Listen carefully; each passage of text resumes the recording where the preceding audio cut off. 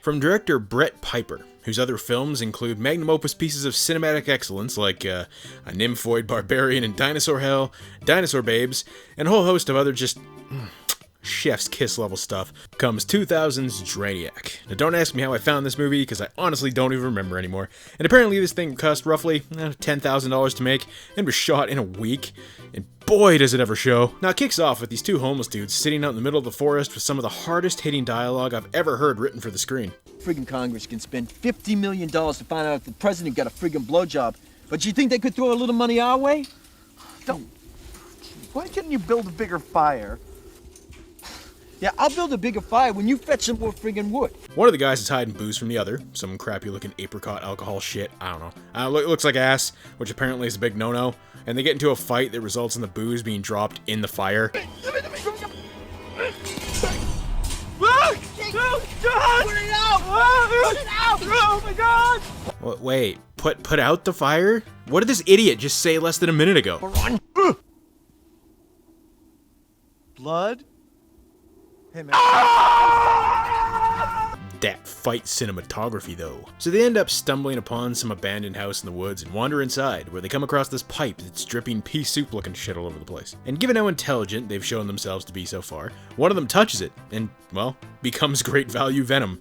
If venom was made out of boogers, I guess. And after this, we get introduced to our protagonist, Julie, played by Georgia Hatzies. I think is how you pronounce her last name. That's how it looks like. It looks like it says Hatzies, so I'm just gonna say Hatzies.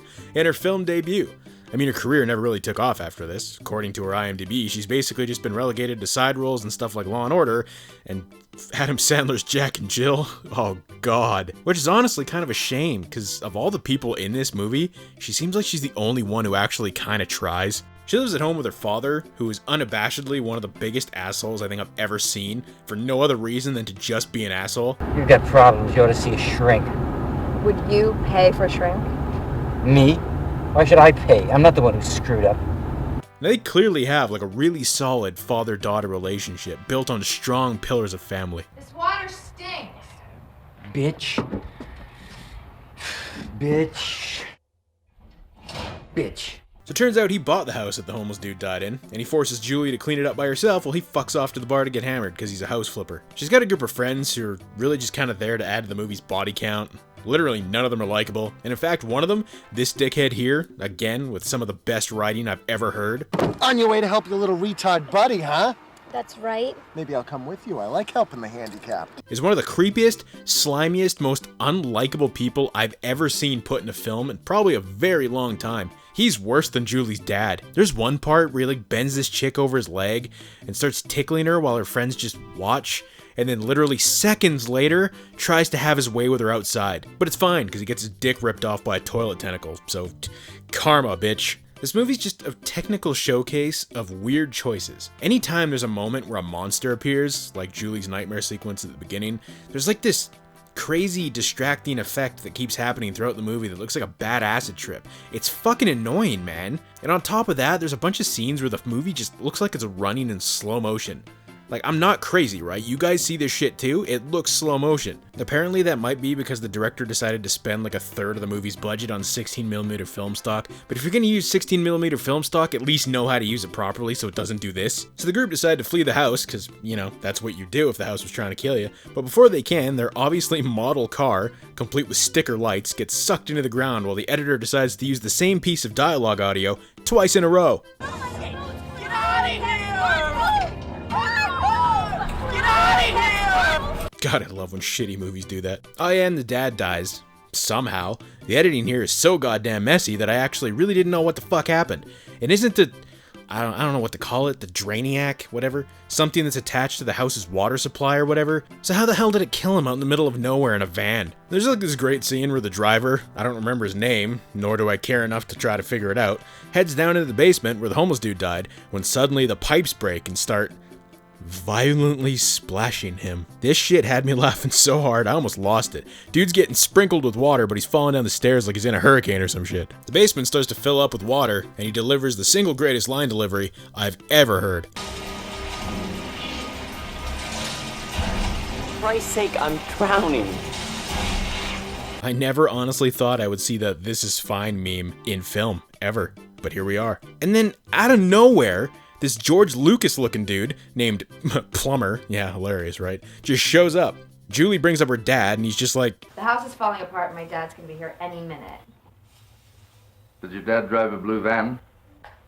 Yeah? Well, I wouldn't worry about him. Here, let me get my bag. I think I can help you.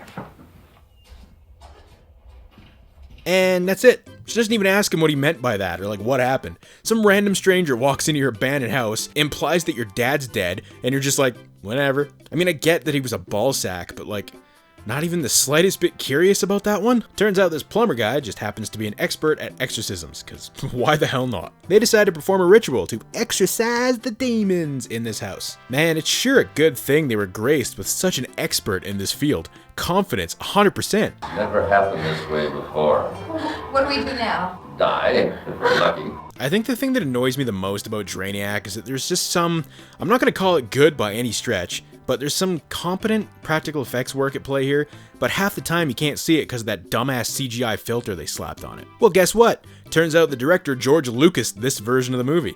When Drainiac was released on DVD, he added in all these garbage filters, cut out some of the gore, and got rid of the nudity. You know, all the fun stuff. The original VHS version, and all its crappy grainy 4x3 glory, has no filtering, shows Julie naked in the bathtub, and keeps the gore. Fucking why do that? I mean, the Julie scene maybe kind of makes sense because she says this line at one point. You alright? Sure.